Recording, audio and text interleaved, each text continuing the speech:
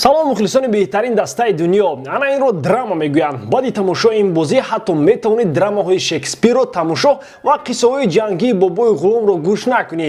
Ин ҳамон бозие буд ки касе надид пушаймон шуд ва ҳама касе дид пушаймон аст ки чаро онро бори дигар надид. Ба фикрам фаҳмидед ки ман дар бораи кадом бозӣ мегӯям. Бале, бозии чоракфинали ҷоми Испания миёни Гранада ва Барселона. То ин бозӣ Барселона дар 4 бозӣ ғалаба ба даст оварда буд. Дар даври гузашта каталониҳо бар Атлетик бо ҳисоби 2-1 ғолиб омада буданд. Ин бозӣ албатта дар доираи Ла Лига буд. Пештар аз ин бошад онҳо Райо Великано ва Корнелияро аз ҳаққи ширкати баъдӣ дар ҷоми Испания маҳрум сохтанд. Ҳарчанд ки бевақти иловагӣ нашуд ки нашуд. Дар ин миён ғолибият ба Элчеро низ дар доираи бозиҳои Премер Испания ёдовар шудан ба маврид аст. Яъне Барселона ба ин бозӣ бо таби болида омад. Пештоз бояд бигӯем ки ин бозиро низ Барселона маҷбур шуд то вақти иловагӣ бикашад.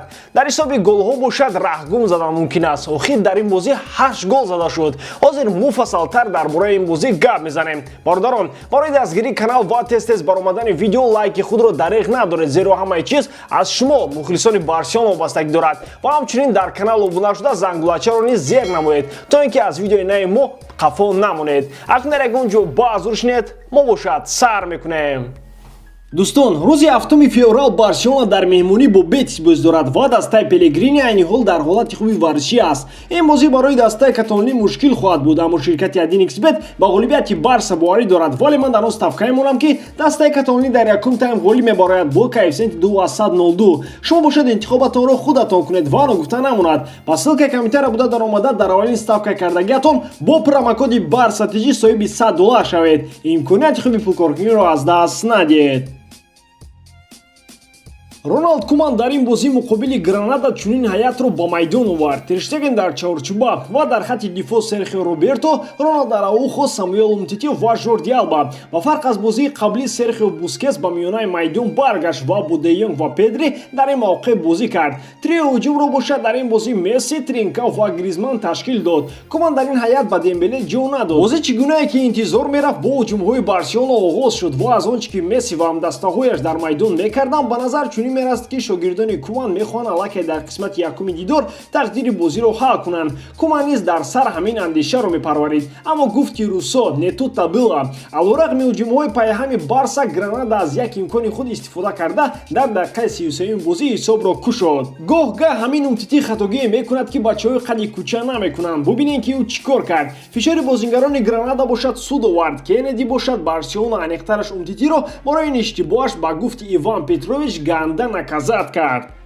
Ин гол Месси бе ин ҳам гизаларо боз гизалатар кард. Воқеан Месси барои гизалагиаш аллакай пештар корти зар гирифт. Лео дар ин бозӣ каме асабӣ менамуд ва асабонияти ӯро фаҳмидан мумкин буд. Зеро гапу калочаҳои вақтҳои охир оромтарин одами рӯи оламро асабӣ мекунад. Куҷо монад Месси дар проблема ғутидагӣ. Аммо ин ҳама ба Барселона чизе намедод ва зарбаҳои мезадаи чӣ Месси, чӣ Гризманн ва чӣ Тринкау ҷониби дигар мепариданд. Мисле ки дарвозаи Гранадаро курхат карда бошад. Боз як нигоҳ ба бозии кипери Гранада гуфтам мумкин аст ки пеш аз бозӣ Искандел аниқ пеш кардо молои дари дарвоза ё пои форвардои Барсаро баста бошад. Охир нахуд аз 1000 зарбаи зада шуда дар қисмати якум ақаллан як тоаш гол нашавад. Қисмати якуми бозӣ бо ҳамин анҷом шуд ва ба назар чунин мерасад ки Барселона реванши қисмати якумро мегирад. Хесте ки хоби. Гранада дар нахустин дақиқаҳои қисми дуюм голи дуюми худро ба дарвозаи Тер Штеген зада ба дари умедҳои Барселона ду мехи бузурги оҳанин зад. Ин маротиба Салдадо Умтити бечараро фиреб дод ва Тер Штегенро маҷбур кард ки тӯбро аз тури дарвоза бигирад. Рости то ин дар миёнаи майдон тӯб аз дасти Гризманн гирифта шуд. 2-0 ва акнун гуфти Акай Машраб ту медонӣ ӯ дави аспад.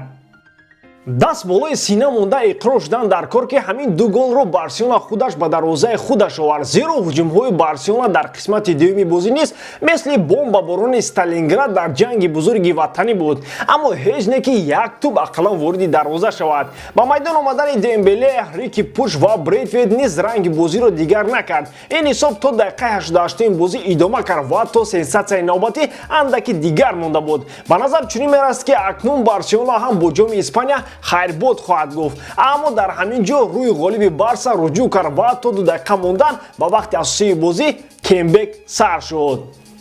Гризманн ба дарвозаи Гранада гол зада ҷодуи Исканделро шикаст. Баъди шикасти ин ҷоду анихтараш баъди 4 дақиқа Жорди Алба голи дуюмро вориди дарвозаи Гранада кард. Шояд дар тамоми карьераи корияш Куман ин қадар ои сабук накашида буд, ки баъди голи дуюм кашид. Бо ҳамин дар бозӣ вақти изофа таъин шуд ва мисле ки Гризманн калиди дарвозаи Исканделро ёфта бошад, боз як голи дигар ба дарвозаи ӯ зад. Барселона аввалин бор дар бозӣ пешсаф шуд, аммо Гранада тавонист ки бо кӯмаки Вико аз пеналти ҳисобро баробар созад, аммо имшаб бонҳо ҳамин қадар муяссар шуд. Голҳои боқимондаи бозиро бачаҳои Барса заданд. Фрэнки де Йонг ва боз Жорди Алба дарвозаи Гранадаро шикофта ғалабаи Барсаро таъмин сохтанд.